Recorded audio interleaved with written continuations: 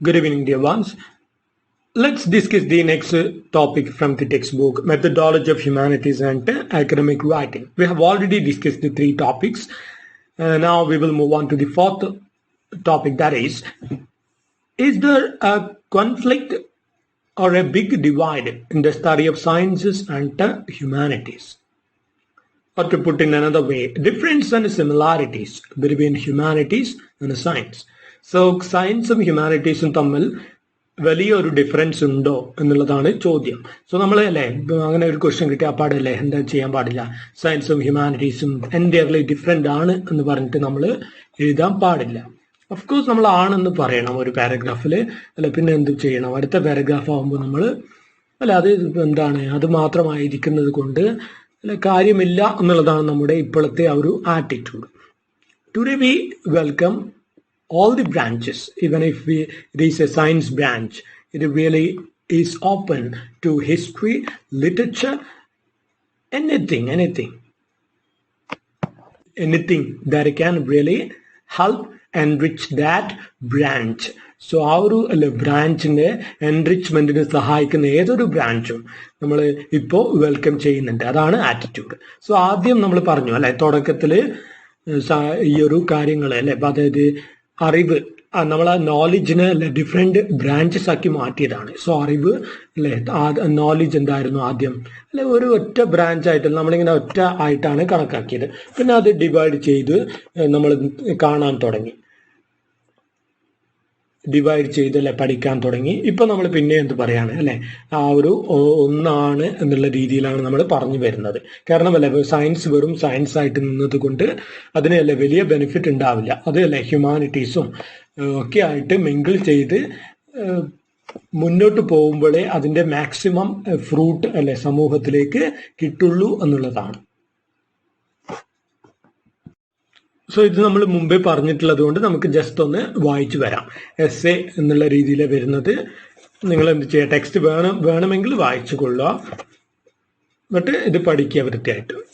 So നോക്കാമെന്ന് പറയുന്നത് first പാരഗ്രാഫിൽ ജസ്റ്റ് ഒരു ഇൻട്രൊഡക്ഷൻ പോലെ കൊടുത്തിരിക്കുന്നതാണ്. എന്താണ് നോക്കാം. Nature and nature's laws hid in night. God said let Newton be and all was light. So ഒരു ഫേമസ് കൊട്ടേഷൻ ആണ് by the famous English poet John Donne. So the famous English poet John Donne thus expresses his heartfelt joy at Isaac Newton's birth, which opens up new vistas for humankind. So ഒരു കവി അല്ലേ എന്ത് ചെയ്യാണ്, സയൻസിനെ അല്ലെ അത്രയും open ആയിട്ട് welcome ചെയ്തുകൊണ്ട് അല്ലെ ആ ഒരു ഐസക് ന്യൂട്ടന്റെ ബർത്തിനെ, അതിന്റെ ആ ഒരു ഗ്ലോറി അല്ല, അതുകൊണ്ട് സമൂഹത്തിനുണ്ടായ ആ ഒരു നല്ല കാര്യങ്ങൾ അല്ല, ഒരുപാട് സയന്റിഫിക് കാര്യങ്ങളല്ല അദ്ദേഹം കണ്ടുപിടിച്ചു. സോ അതുകൊണ്ട് അല്ലേ ഐസക് ന്യൂട്ടന്റെ ബർത്ത് കൊണ്ട് സമൂഹത്തിനുണ്ടായ ഗുണങ്ങളല്ലേ ഒരു കവി, ലിറ്ററേച്ചറിന്റെ ആ ഒരു വക്താവായ അല്ലെ കവി ഇവിടെ പറയുകയാണ്. സോ കവി അല്ലേ നമുക്ക് മനസ്സിലാക്കാൻ പറ്റുമല്ലേ, കവി ഓപ്പൺ ആണ്, സയൻസ് ആണ് അല്ലെങ്കിലും എന്താണ് കവി അല്ലേ ആ ഒരു സാഹിത്യത്തിന്റെ ബ്രാഞ്ചിൽ നിൽക്കുന്ന ഒരാളാണ്, ആള് എന്ത് ചെയ്യാണ് സയൻസിനെ വെൽക്കം ചെയ്യുന്നതാണ്. In the present century, we understand the import of John Donne's spirit. So അതാണ് പറഞ്ഞത്. He was stressing the need to accept both science and humanities alike. So സയൻസും അല്ലെ ഹ്യൂമാനിറ്റീസും ഒരുപോലെ സ്വീകരിക്കേണ്ടതിന്റെ ആവശ്യകതയാണ് അദ്ദേഹം അല്ലെ ഇവിടെ ഊന്നി പറയുന്നത്. For a long time there has existed in our society a big divide between the humanities and the sciences. But the recent approach is to see them at a par and view them as part of the human continuum. So നമ്മളല്ലേ കുറെ കാലത്ത് എന്ത് ചെയ്തിരുന്നു, humanities വേറെ science വേറെ എന്നുള്ള രീതിയിൽ നമ്മൾ ഡിവിഷൻ വെച്ചിരുന്നു. പക്ഷെ ഇപ്പോൾ അല്ലെ എന്താണ് എല്ലാം ഒന്നിച്ച് കാണുന്ന ആ ഒരു മനോഭാവത്തിലേക്ക് പിന്നെയും നമ്മൾ തിരിച്ചു വന്നിരിക്കുകയാണ്. കാരണം അതാണ് അല്ലെ സമൂഹത്തിന് ഗുണകരം. എപ്പോഴും അല്ലെ ഒരു സയന്റിഫിക് കാര്യം കണ്ടെത്തുമ്പോൾ അല്ലെ എന്തെങ്കിലും കണ്ടെത്തുമ്പോൾ നമ്മൾ അതിൻ്റെ സമൂഹത്തിന് അല്ലെ എന്തൊക്കെ നന്മകൾ അല്ലെങ്കിൽ എന്തൊക്കെ ബാഡ് ഇഫക്ട്സ് ഉണ്ടാവും എന്നൊക്കെ ഹ്യൂമാനിറ്റീസ് ആ ഒരു അല്ലെ എന്താ പറയുക, മനുഷ്യത്വം എന്നുള്ള രീതിയിൽ നിന്ന് കൊണ്ട് നോക്കി കാണണം. അല്ലെങ്കിൽ ഒരു റിച്ച് ആൾക്കാർ എന്ത് ചെയ്യും, പലതും ആസ്വദിക്കും. അവർ വേസ്റ്റൊക്കെ കൊണ്ടുപോയി പാവപ്പെട്ടവന്റെ ആ ഒരു ഏരിയയിൽ കൊണ്ടുപോയി ഇടും. സോ അങ്ങനെ നമ്മളെന്താണ് പ്രോഗ്രസ് ഒരു ഭാഗത്ത് ഒരു കൂട്ടം ആളുകൾ ആസ്വദിക്കുമ്പോൾ മറ്റുള്ള ആൾക്കാരൊക്കെ അത് എങ്ങനെയാണ് അതിനെ സ്വീകരിക്കപ്പെടുന്നത്, അവരുടെ ഇടയിലേക്ക് അത് എങ്ങനെ എത്തിച്ചേരുന്നു എന്നുള്ളത് ദോഷഫലമായിട്ടാണ് അവിടെ എത്തിച്ചേരുന്നത്. സോ ഇതൊക്കെ എന്ത് ചെയ്യണം, എല്ലാം കൂടി മിക്സ് ചെയ്ത് പഠിച്ചാലേ ഇതൊക്കെ നമുക്ക് മനസ്സിലാക്കാൻ പറ്റുള്ളൂ, അതിന്റെ പ്രോബ്ലംസ് ഒക്കെ നമുക്ക് പരിഹരിക്കാൻ പറ്റുള്ളൂ എന്നുള്ളതാണ്. ഇനി നെക്സ്റ്റ് പാരഗ്രാഫിൽ എന്താ പറയുന്നത് നോക്കാം. It is in a human nature to classify, organize and put into a structure the things we encounter every day. So മനുഷ്യന്റെ സ്വഭാവമാണ് എന്ത് ചെയ്യുക, നമ്മൾ കാണുന്നതിനെ ക്ലാസിഫൈ ചെയ്യുക, അതിനെ ഓർഗനൈസ് ചെയ്യുക, അതിനെ വിലയിരുത്തുക എന്നിട്ട് ഒരു കാറ്റഗറിയിൽ ഉൾപ്പെടുത്തുക എന്നുള്ളത്. Thus we have classified the basic areas of human knowledge into two. നമ്മൾ നേരത്തെ പറഞ്ഞതാണ്, humanities and science. But rather than seeing both these disciplines standing on opposite poles, we have to understand that the blending of the ideas from both these branches is necessary for the perfection of both disciplines. So രണ്ടും രണ്ട് branch എന്നുള്ള രീതിയിൽ നിർത്തുന്നതിനേക്കാൾ നല്ലത് നമുക്ക് എന്താണ്, അത് രണ്ടും ഒന്നായിട്ട് പഠിക്കുകയും അതിനെ ഒന്നായിട്ട് കൊണ്ടുപോവുകയും ചെയ്യുന്നതാണ് ഇനിയുള്ള സമൂഹത്തിന് എപ്പോഴും നല്ലതായിട്ടുള്ള കാര്യം. സോ സയൻസിനെ ഹിസ്റ്ററിയിലൊക്കെ ഹ്യൂമാനിറ്റീസിൽ ഉൾപ്പെടുത്തുമ്പോൾ ഹ്യൂമാനിറ്റീസിന് അത് ഗുണകരമാവും. ഹ്യൂമാനിറ്റീസിനെ സയൻസിലോട്ട് സയൻസുമായിട്ട് ഡീൽ ചെയ്യുന്ന ആൾക്കാരെല്ലാം ആക്സെപ്റ്റ് ചെയ്യുമ്പോൾ സയൻസിനും അത് ഗുണകരമായിട്ട് മാറും എന്നുള്ളതാണ്. To illustrate this in a different way, we can rely on one of the recent literary theories, structuralism. So ഇത് എക്സ്പ്ലെയിൻ ചെയ്യാൻ നമുക്ക് സ്ട്രക്ചറലിസം എന്നുള്ള ഐഡിയ നോക്കാം. സോ എന്താണ് ഈ സ്ട്രക്ചറലിസം? സ്ട്രക്ചറലിസം എന്ന് പറയുന്നത് നമ്മളിനി ഡിഗ്രിക്ക് അങ്ങോളം കേട്ടുകൊണ്ടിരിക്കേണ്ട ഒരു സാധനമാണ്. മനസ്സിലായിട്ടില്ലെങ്കിൽ നമ്മൾ ഒന്നും ചെയ്യാൻ പറ്റില്ല. ലിറ്റററി ക്രിറ്റിസിസം എന്നുള്ള പേപ്പറിലൊക്കെ ഫുൾ ഈ ഒരു ഐഡിയ ആയിരിക്കും സ്ട്രക്ചറലിസം എന്ന് പറയുന്നത്. അതായത് സ്ട്രക്ചറലിസം എന്ന് പറയുന്നത് എന്താ പറയുന്നതെന്ന് വെച്ചാൽ, നമ്മളൊരു കാര്യത്തെ മനസ്സിലാക്കുന്നത് അതുമായി ബന്ധപ്പെട്ട വേറൊരു കാര്യത്തുമായിട്ട് അതിനെ അസോസിയേറ്റ് ചെയ്തിട്ടാണ്. സോ ഞാൻ എന്ത് പറയാണ്, ലൈറ്റ് എന്ന് പറയാണ്. സോ ലൈറ്റ് എന്താണെന്ന് നിങ്ങൾക്ക് അറിയുന്നത്, നിങ്ങൾക്ക് രാത്രി അല്ലെങ്കിൽ ആ ഒരു ഡാർക്ക്നെസ് എന്താണെന്ന് നിങ്ങൾക്ക് അറിവുള്ളത് കൊണ്ടാണ് ലൈറ്റിനെ മുഴുവനായിട്ട് നിങ്ങൾക്ക് മനസ്സിലാവുന്നത്. സോ ഇരുട്ട് എന്ന് പറയുന്ന ഒന്നില്ലെങ്കിൽ നമുക്കൊരിക്കലും ലൈറ്റിന്റെ ആ ഒരു പൂർണ്ണതയിൽ ലൈറ്റ് എന്നുള്ള ഐഡിയയെ മനസ്സിലാക്കാൻ പറ്റില്ല. അതുപോലെ തന്നെ ലോങ് അല്ലെങ്കിൽ ഒരാൾ ഷോർട്ടാണ് എന്നുള്ളത് നമ്മൾ മനസ്സിലാക്കുന്ന എപ്പോഴാണ്, ഒരാൾ ഒരു കുള്ളൻ ആണ് എങ്കിൽ നമ്മൾ പറയുമ്പോൾ നമുക്ക് അതിലും വലിയ ആളെ അറിയായിരിക്കും. സോ ആ ഒരു ഐഡിയ, സോ കമ്പാരിസണിലൂടെയാണ് ഒന്നിനെ മറ്റൊന്നുമായിട്ട് അസോസിയേറ്റ് ചെയ്തിട്ടാണ് നമ്മൾ എല്ലാം മനസ്സിലാക്കുന്നത്. സോ ആ ഒരു രണ്ട് എല്ലാത്തിനും എന്തുണ്ടാവും, ഒരു ഓപ്പോസിറ്റ് എന്നുള്ള രീതിയിൽ അസോസിയേറ്റ് ചെയ്യാൻ പറ്റിയ ഒരു സാധനം ഉണ്ടാവും. അതിനാണ് സ്ട്രക്ചറലിസത്തിൽ എന്ത് പറയുന്നത്, ബൈനറി ഓപ്പോസിറ്റ്സ് എന്ന് പറയും. അതായത് ലൈറ്റ് ഡാർക്ക്നെസ് വൈറ്റ് ബ്ലാക്ക്, അങ്ങനെയല്ല ടോൾ ഷോർട്ട്. സോ നമ്മളല്ലേ ഓരോ ഐഡിയയും മനസ്സിലാക്കുന്നത് അതുമായി ബന്ധപ്പെട്ട മറ്റു പലതും അസോസിയേറ്റ് ചെയ്തിട്ടാണ് എന്നുള്ള ഐഡിയ ആണ് ഇത് സ്ട്രക്ചറലിസം പറയുന്നത്. സോ സ്ട്രക്ചറലിസം ഒരുപാട് കാര്യങ്ങളുണ്ട്. അതിൽ നമ്മൾ ബേസിക് ആയിട്ടുള്ളത് ഇത് മനസ്സിലാക്കിയാൽ മതി, ഇത്രയും മനസ്സിലാക്കുക. ഇപ്പോൾ നമ്മളത് പറഞ്ഞു വരുമ്പോൾ ഒരുപാട് ഐഡിയാസ് അതിൻ്റെ കീഴിൽ വരുന്നുണ്ട്. So basic idea of structuralism ഇതാണ്. Next നോക്കാം. Modern literary theory, mainly structuralism, draws upon the binary oppositions in literature such as man, woman, oppressor, oppressed, author, reader, producer, consumer, indigenous, native, science, humanities. So നമ്മൾ പറഞ്ഞു binary opposites ആണ് ഇതെല്ലാം, ഒന്നിന് opposite ആയിട്ടുള്ള ഓരോ കാര്യങ്ങൾ. So അത് വെച്ചിട്ടാണ് നമ്മളല്ലേ അത് രണ്ടും മനസ്സിലാക്കുമ്പോഴാണ് നമുക്ക് അതിന്റെ പൂർണ്ണതയിൽ ഒരു കാര്യത്തെ മനസ്സിലാക്കാൻ പറ്റുന്നത്. സോ എന്താ ഇവിടെ പറഞ്ഞു വരുന്നത്, അല്ലെ വെറുതെ സയൻസ് മാത്രം അവിടെ വെച്ചാൽ കാര്യമില്ല. അതിനെ അല്ലെ പൂർണ്ണമായിട്ട് നമ്മൾ മനസ്സിലാക്കണ്ടിക്കൽ, അതിന്റെ ബെനിഫിറ്റ് അല്ലെ പൂർണ്ണമായി നമ്മൾ ആസ്വദിക്കണ്ടിക്കൽ, ഹ്യൂമാനിറ്റീസുമായിട്ട് അതിനെ മിങ്കിൾ ചെയ്യണം. സോ അതാണ് ഇവിടെ പറഞ്ഞു വരുന്നത്. ഒന്നിനെ അല്ലെ മറ്റൊന്നുമായിട്ട് അസോസിയേറ്റ് ചെയ്യുമ്പോഴാണ് അതിന് അല്ലെ പൂർണ്ണമായിട്ടുള്ള ഒരു അർത്ഥം അല്ലെ അർത്ഥത്തിലോട്ട് അത് ഉയരുന്നത് എന്നുള്ളതാണ് ഐഡിയ.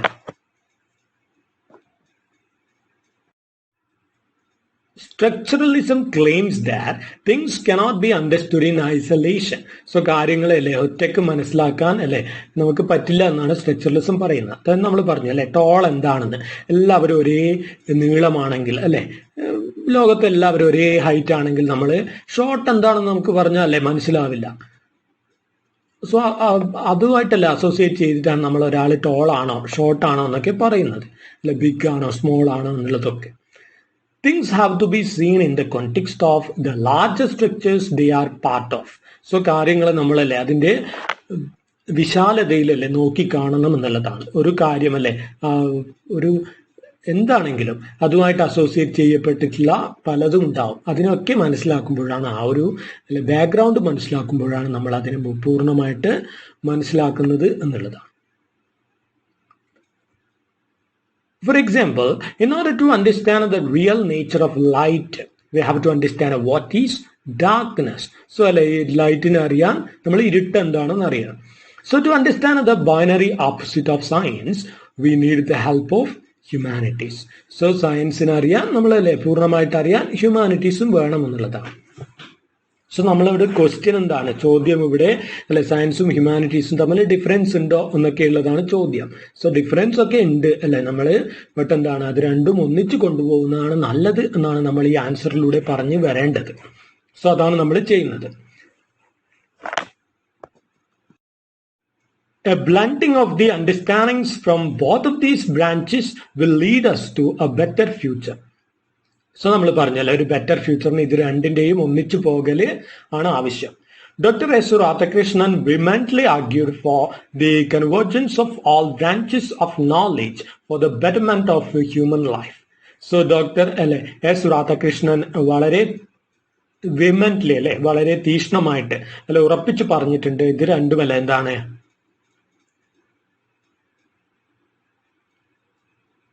കൺവേർജ് ചെയ്ത് കൊണ്ടുപോകണം അല്ലെ, എല്ലാത്തിൻ്റെയും സമ്മേളനം എല്ലാം അല്ലെ ഒന്നിച്ചുള്ള അല്ലെ നിൽക്കുമ്പോഴാണ് അതിന് ശക്തി വരുന്നത് എന്നുള്ളതാണ്. His essay titled Humanities versus Science is an appeal to make an integrated study of the sciences and humanities. So അദ്ദേഹത്തിന്റെ ഒരു എസ്സേ, അതായത് ഹ്യൂമാനിറ്റീസ് വേഴ്സസ് സയൻസ് എന്ന് പറയുന്ന എസ്സേയിൽ അദ്ദേഹം പറയുന്നുണ്ട് സയൻസും ഹ്യൂമാനിറ്റീസും ഒന്നിച്ച് കൊണ്ടുപോകണം എന്ന്. He is of the view that studying only one branch of knowledge will lead us to only the periphery of the reality. So ഒരു സാധനം മാത്രമല്ലേ നമ്മൾ സയൻസ് മാത്രം പഠിച്ചാൽ നമ്മൾ ആ ഒരു യാഥാർത്ഥ്യത്തിന്റെ അരികിൽ മാത്രമേ എത്തുന്നുള്ളൂ, അല്ല അതിന്റെ ചുറ്റും മാത്രമേ നമ്മൾ എത്തുന്നുള്ളൂ. സോ അത് അല്ലെ പെരിഫറി എന്ന് പറഞ്ഞാൽ എന്താ ആ ഒരു ചുറ്റുപാട് എന്നുള്ളതാണ് അർത്ഥം, അതിന്റെ ഒരു പ്രാന്തപ്രദേശം എന്ന് പറയും. സോ നമ്മൾ ആ ഒരു അല്ലെ അടുത്തേ എത്തുന്നുള്ളൂ, നമ്മൾ അതിനെ പൂർണ്ണമായും മനസ്സിലാക്കുന്നില്ല എന്നുള്ളതാണ്. സോ അത് മനസ്സിലാക്കേണ്ടിക്ക് നമ്മൾ അല്ലെ അടുത്തുള്ള ബാക്കിയും കൂടി മനസ്സിലാക്കണം എന്നുള്ളതാണ്. In order to grab the full understanding, we need to go to the center of the idea. So ആ ഒരു അല്ലെ ആശയത്തിന്റെ മധ്യത്തിൽ അല്ലെങ്കിൽ അതിന്റെ പൂർണ്ണതയിലേക്ക് എത്തേണ്ടിക്കൽ നമ്മൾ എന്ത് ചെയ്യണം, അതിനെ മറ്റു പലതുമായിട്ട് അല്ലെ അസോസിയേറ്റ് ചെയ്യണം. രാവിലെ എന്ന് പറയുമ്പോൾ അല്ലെ നട്ടുച്ച എന്ന് പറയുന്ന ഒരു സമയം എന്താണെന്ന് അറിയണം, ഈവനിങ് എന്താണെന്ന് അറിയണം, നൈറ്റ് എന്താണെന്ന് അറിയണം. എങ്കിലേ നമ്മളല്ലേ ആ ഒരു ഐഡിയ, നമ്മുടെ ഒരു അല്ലെ മോർണിംഗ് എന്ന് പറയുന്ന ഐഡിയ പൂർണ്ണമാകുള്ളൂ എന്നുള്ളതാണ്. This can be achieved only when we develop an all-inclusive attitude without paying bias to only one field of knowledge. So നമുക്കല്ലേ ആ ഒരു കാര്യം, അതായത് ഒരു കാര്യത്തെ പൂർണ്ണമായി മനസ്സിലാക്കുക എന്നുള്ള ആ ഒരു കാര്യത്തിലേക്ക് എത്തിപ്പെടാൻ എപ്പോഴേ കഴിയുള്ളൂ, എല്ലാം കൂടിയല്ലേ മനസ്സിലാക്കുമ്പോൾ മാത്രമേ കഴിയുള്ളൂ. അല്ലാതെ സയൻസ് മാത്രമല്ലേ ബയാസ് ആയിട്ട്, അതായത് സയൻസിൽ മാത്രമല്ലേ ചാഞ്ഞ് നിന്നുകൊണ്ട് അല്ലെ നമുക്ക് സയൻസിനെ പൂർണ്ണമായി മനസ്സിലാക്കാൻ പറ്റില്ല എന്നുള്ളതാണ്. അതായത് coalition of science and humanities is essential for changing the face of our country and the economic character of our society. So അല്ലെ നമ്മുടെ കൺട്രിയെ മനസ്സിലാക്കാൻ, നമ്മുടെ സൊസൈറ്റിയെ മനസ്സിലാക്കാൻ ഇങ്ങനെയുള്ള അല്ലെ എല്ലാത്തരം കാര്യങ്ങളുടെയും ഒരു കൺവേർജൻസ് അല്ലെ ഒരു എന്താ പറയുക ബ്ലെൻഡിങ് ആവശ്യമാണ് എന്നുള്ളതാണ്. സോ അറിവുകളെ അല്ലെ വെറും സയൻസ് ഹ്യൂമാനിറ്റീസ് എന്ന് പറഞ്ഞു വെക്കാതെ ഒന്നിച്ച് കൊണ്ടുപോവുക എന്നുള്ളതാണ്. Look at the next paragraph. Humanities is a catch-all term for everything that is not sciences. So science അല്ലാത്തല്ലേ ബാക്കി എല്ലാത്തിനെയും നമ്മൾ എന്ത് പറയാറുണ്ട്, ഹ്യൂമാനിറ്റീസ് എന്ന് പറയാറുണ്ട്. എല്ലാം അല്ലേ അതിൽ ഉൾപ്പെടുത്താം എന്നുള്ളതാണ്. അതായത് നോളജ് എന്നുള്ളത് രണ്ട് ബ്രാഞ്ച് ആക്കിയാൽ അല്ലെ ബാക്കി എല്ലാത്തിനെയും നമുക്ക് സയൻസ് അല്ലാത്ത എല്ലാത്തിനെയും ഹ്യൂമാനിറ്റീസിൽ പെടുത്താം. It can include both art and social sciences as well as other fields like philosophy and history. So history അല്ലെ philosophy, art ഇതിനൊക്കെ നമുക്ക് അതിൽപ്പെടുത്താം. The method of science is logical and rational. The method of the humanities is one of imagination, sympathetic understanding. So നമ്മൾ പറഞ്ഞു അല്ലെ സയൻസും ഹ്യൂമാനിറ്റീസും തമ്മിലുള്ള difference ആണ് നമ്മൾ പറഞ്ഞു വരുന്നത്. സോ ലോജിക്കൽ അല്ലെങ്കിൽ റാഷണൽ ആണ് അല്ലെ ബുദ്ധിപരമായിട്ടുള്ള ചിന്തകൾ അല്ലെ ഒക്കെ വെച്ചിട്ടുള്ളതാണ് സയൻസ്. ഹ്യൂമാനിറ്റീസ് ആണെങ്കിലോ ഭാവന അല്ലെ ആ ഒരു സിമ്പത്തറ്റിക് അണ്ടർസ്റ്റാൻഡിങ് ഇതൊക്കെയാണ് സോഷ്യോളജിയിലൊക്കെ വരുമ്പോൾ അല്ലെ സിമ്പത്തറ്റിക് അണ്ടർസ്റ്റാൻഡിങ് ഒക്കെയാണ് നമുക്ക് ആവശ്യം. It is often said that science is the collection of nature's answers and humanities the collection of man's thoughts. So നമ്മൾ ഇടയ്ക്ക് പറയാറുണ്ട് അല്ലെ സയൻസ് എന്താണ് is the collection of nature's answers. പ്രകൃതിയുടെ ഉത്തരമാണ് അല്ലെ സയൻസ് എന്ന് പറയുന്നത്. ഹ്യൂമാനിറ്റീസ് എന്ന് പറയുന്നതോ മനുഷ്യന്റെ അല്ലെ എന്താണ് ചിന്തകളുടെ അല്ലെ ഒരു സമ്മേളനമാണ് എന്ത് ഹ്യൂമാനിറ്റീസ് എന്ന് പറയുന്നത്. മനുഷ്യനല്ലേ പരസ്പരമുള്ള മനസ്സിലാക്കലിലൂടെ വരുന്ന ഒരു അല്ലെ കൺസിഡറേഷൻ, അതാണ് എന്ത് ഹ്യൂമാനിറ്റീസിന്റെ അടിസ്ഥാനം എന്ന് പറയുന്നത്.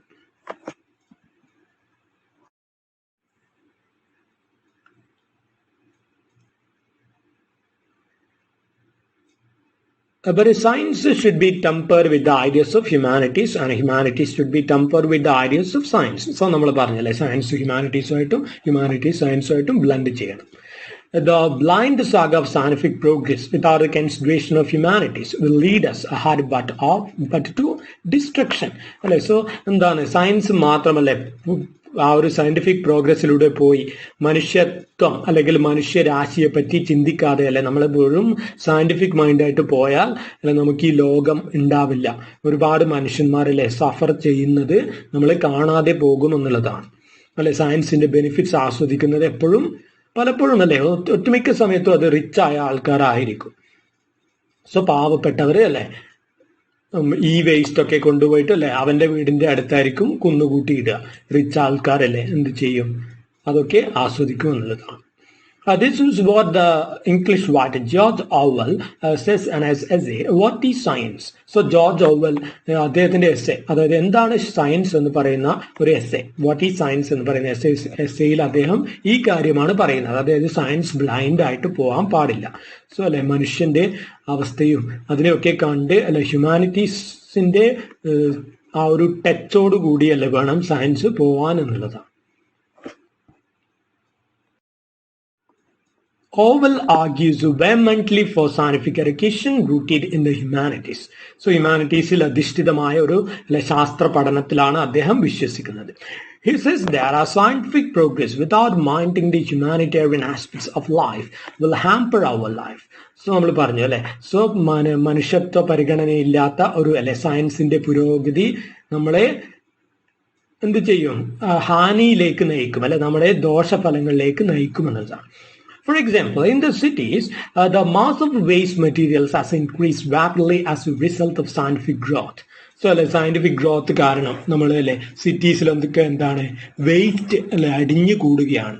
പലതരം വേസ്റ്റ് അല്ലെ മൊബൈൽ ഫോണ് വേസ്റ്റ് ആണെങ്കിലും അല്ലെ പലതരം ഇലക്ട്രോണിക് സാധനങ്ങളാണെങ്കിലും അല്ലെ പ്ലാസ്റ്റിക് ആണെങ്കിലും ഇതൊക്കെ അല്ലെ സയൻസിന്റെ റിസൾട്ടാണ്. സോ അതൊക്കെ അടിഞ്ഞു കൂടുന്നത് അല്ലെ നമ്മൾ പറഞ്ഞ പോലെ പാവപ്പെട്ടവന്റെ വീടിനടുത്തായിരിക്കും അല്ലെ അതിൻ്റെയൊക്കെ ദോഷഫലം അനുഭവിക്കുന്നതും അല്ല അവനായിരിക്കും. അവനാണെങ്കിലോ പൈസ ഉണ്ടാവില്ല അല്ലെ എന്തെങ്കിലും ഒരു അസുഖം വന്നാൽ ട്രീറ്റ് ചെയ്യാനായിട്ട്. Waste is dumped at places where the marginalized section of the population live. അല്ലെ സോ അടിച്ചമർത്തപ്പെട്ട അല്ലെങ്കിൽ ഒതുക്കപ്പെട്ട അല്ല പാർശ്വവൽക്കരിക്കപ്പെട്ട ആൾക്കാർ പാവപ്പെട്ടവർ ജീവിക്കുന്നിടത്തായിരിക്കും വേസ്റ്റ് ഒക്കെ അടിയുക. This means that the benefits of scientific growth are enjoyed only by rich people and the bad effects of scientific growth are suffered by the poor people. So അതാണ് പറഞ്ഞത് അല്ലെ, റിച്ച് ആൾക്കാർ സയൻസിന്റെ നല്ല വശങ്ങൾ ആസ്വദിക്കുമ്പോൾ അല്ലെ സയൻസിൽ കൊണ്ടുണ്ടാകുന്ന പ്രോബ്ലംസ് അല്ലെ എല്ലാം സഹിക്കേണ്ടി വരുന്നത് പാവപ്പെട്ടവരാണ്. Any material growth can be called real growth only if it includes invisible minorities in its fold. So അല്ലെ ഏതൊരു വളർച്ചയെയും അല്ലെ അല്ലെങ്കിൽ വികാസത്തെയും പുരോഗതിയെയും അല്ലെ പുരോഗതി എന്ന് വിളിക്കണ്ടെങ്കിൽ അതിൽ തന്നെ ആരും കൂടി വേണം, മൈനോറിറ്റീസും കൂടി ഉണ്ടാവണം. അല്ലാതെ അല്ലെ ഒരു കൂട്ടം ആൾക്കാർക്ക് വേണ്ടി മാത്രമുള്ള പുരോഗതി അല്ലെ ഒരിക്കലും പുരോഗതി അല്ല. If science and humanities went hand in hand, this ideal could be achieved. So ഈ ഒരു ആശയം അല്ലെ നേടിയെടുക്കണ്ടെങ്കിൽ സയൻസും ഹ്യൂമാനിറ്റീസും ഒരുമിച്ച് പോകണം. We need such an all-inclusive approach towards development in general. So അല്ലെ വികാസം അല്ലെങ്കിൽ വളർച്ച അല്ലെ പുരോഗതി എന്നുള്ള ഒരു ആശയത്തിലേക്ക് എത്തണമെങ്കിൽ നമുക്ക് എല്ലാ ബ്രാഞ്ചും അല്ല ഒന്നിച്ച് നിൽക്കണം എന്നുള്ളതാണ്. Mahatma Gandhi believed in founding such A nation. So അല്ലെ അങ്ങനെ ഒരു രാഷ്ട്രം പടുത്തുവരുത്താനാണ് ഗാന്ധി ശ്രമിച്ചത്. ഓരോരുത്തരെയും അല്ലെ ഓരോ ഭാഗത്താക്കാനല്ല അല്ലെ ഹിന്ദുക്കൾ മാത്രമുള്ള ഒരു രാഷ്ട്രമല്ലേ അതല്ല, ഇസ്ലാമും അല്ലെ ക്രിസ്ത്യനും ഒക്കെയുള്ള ഒരു രാഷ്ട്രം. സോ എല്ലാം കൂടി ബ്ലൻഡ് ആവുമ്പോഴേ അല്ലെ നമുക്ക് ഓരോന്നിൻ്റെയും അല്ലെ നല്ല വശങ്ങൾ കൂടി ഒരു നല്ല ഒരു മനുഷ്യനായിട്ടല്ലേ മാറാൻ പറ്റുള്ളൂ, അല്ലെങ്കിൽ ഒരു നല്ല അണ്ടർസ്റ്റാൻഡിങ് അല്ലേ മനുഷ്യത്വം എന്നൊക്കെയുള്ള ആശയത്തെ പൂർണ്ണമായിട്ട് മനസ്സിലാക്കാൻ പറ്റുള്ളൂ എന്നുള്ളതാണ്. Now look at the next paragraph. Although both science and humanities aim at similar objects, there is serving man's interests, welfare and better living conditions. The methods and procedures vary considerably. So എന്താ പറയുന്നത് അല്ലെ സയൻസും ഹ്യൂമാനിറ്റീസും അല്ലെ ഒരേ കാര്യമാണ് ഉദ്ദേശിക്കുന്നത്. എന്താണ് മനുഷ്യന്റെ അല്ലെ ഇൻട്രസ്റ്റുകളെ സെർവ് ചെയ്യുക അല്ലെ അവന്റെ നന്മയെ ഉദ്ദേശിച്ചിട്ടുള്ളതാണ് എല്ലാം അല്ലെ നമ്മൾ സയൻസ് ആയാലും ഹ്യൂമാനിറ്റീസ് ആയാലും അല്ലെ നമ്മൾ പഠിക്കുന്നതും കൈകാര്യം ചെയ്യുന്നതും അതിനു വേണ്ടിയിട്ടാണ്. പക്ഷെ എന്താണ് അതിന്റെ മെത്തേഡ്സിലും പ്രൊസീജിയേഴ്സിലും ഡിഫറൻസ് ഉണ്ട് എന്നുള്ളതാണ് നമ്മൾ പറയുന്നത്. Sciences are basically concerned with the factual and the empirical and leave no room for anything transcending the working principle of cause and effect. So നമ്മൾ പറഞ്ഞു അല്ലെ സയൻസ് എന്താണ് എംപിരിക്കൽ അല്ലെ, അതായത് സയന്റിഫിക് ഡിസ്കവറീസിലൂടെ അല്ലെ കണ്ടെത്തുന്നത് വിശ്വസിക്കുന്നു എന്നുള്ളതാണ്. നമ്മൾ ഇതൊക്കെ പറഞ്ഞതാണ്. In contrast, humanities have been concerned with faiths, metaphysics, intuitive thinking and feeling. So humanities അല്ലെ നേരെ മറിച്ച് ഇമാജിനേഷനിലും അല്ലെ ചിന്തകളിലുമൊക്കെയാണ് വിശ്വസിക്കുന്നത്, അല്ലാണ്ട് സയന്റിഫിക് പ്രൂവ് ചെയ്തിട്ടുള്ള കാര്യങ്ങളിലല്ല. Christopher Caldwell has tried to outline the differences between the two disciplines, the external reality, that is science, and the internal one, that is humanities. So Christopher Caudwell എന്ന് പറയുന്ന ഒരാൾ അല്ലെ എന്ത് പറഞ്ഞിട്ടുണ്ട്, സയൻസ് എന്ന് പറയുന്നത് external reality ആണ്, humanities എന്ന് പറയുന്നത് ഇന്റേണൽ വൺ ആണ്. സോ അല്ലെ ഒന്ന് മാത്രം വേണ്ട, നമുക്ക് എന്ത് വേണം, എക്സ്റ്റേണലും ഇന്റേണലും വേണം എന്നുള്ളതാണ്. Science is the means by which man learns what he can do. So science അല്ലെ ആണ് എന്ത് മനുഷ്യൻ എന്ത് ചെയ്യാൻ പറ്റുമെന്നുള്ളതിന്റെ ആ ഒരു ബേസ് അല്ലെ അത് കൊണ്ടുവരുന്നത് സയൻസ് ആണ്. So it explores the necessity of outer reality. So പുറമേയുള്ള യാഥാർത്ഥ്യത്തെ അല്ലെ സോ അത് നമ്മൾക്ക് കാണിച്ചു തരുന്നു എന്നുള്ളതാണ്. Humanities is the means by which man learns what he wants. So humanities ആണ് എന്ത് അവന് മനസ്സിലാക്കി കൊടുക്കുന്ന അല്ലെ മനുഷ്യൻ എന്ത് വേണം എന്നുള്ളത്. സോ മനുഷ്യന്റെ അല്ലെ മനുഷ്യന്റെ ഉള്ളിൽ കയറി അവനെ മനസ്സിലാക്കുമ്പോഴേ നമ്മളത് അറിയുന്നുള്ളൂ എന്നുള്ളതാണ്. So it expresses the essence of the human heart. So അല്ലെ അവന്റെ ഹൃദയത്തിന്റെ അല്ലെ ചിന്തകൾ അതെന്താണ് എന്നുള്ളത് അല്ലെ അതാണ് ഹ്യൂമാനിറ്റീസ്. സയൻസ് എന്ന് പറയുന്നത് അല്ലെ ഔട്ട്സൈഡിൽ എന്തുള്ളതാണ് എന്നുള്ളത് വിവരിക്കുന്ന ഒരു ബ്രാഞ്ചാണ്. Even today, there are many fallacies and misconceptions enveloping the disciplines of humanities and science. So ഇന്നും അല്ലെ എന്തുണ്ട് ഹ്യൂമാനിറ്റീസിനെയും സയൻസിനെയും പറ്റി അല്ലെ ഒരുപാട് തെറ്റിദ്ധാരണകളും ഒക്കെ നിലനിൽക്കുന്നുണ്ട്. But recently there have been some attempts to find a kind of reconciliation between both disciplines.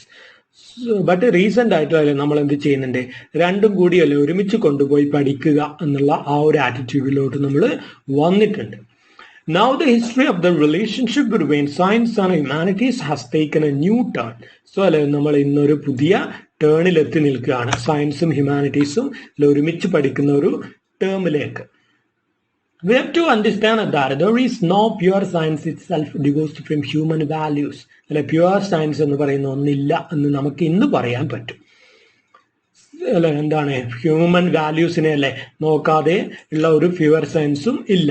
മനുഷ്യത്വം അല്ലെ, അത് മനുഷ്യന്റെ നന്മയാണ് അൾട്ടിമേറ്റ്ലി അല്ലെ രണ്ട് ബ്രാഞ്ചും സയൻസ് ആയാലും ഹ്യൂമാനിറ്റീസ് ആയാലും ആഗ്രഹിക്കുന്നത് എന്നുള്ളതാണ്. The importance of science to the humanities and the humanities to science in their contemporary contribution to the variety of human life grows daily. So അല്ലെ ഹ്യൂമാനിറ്റീസും സയൻസും പരസ്പരം ഉള്ള ആ ഒരു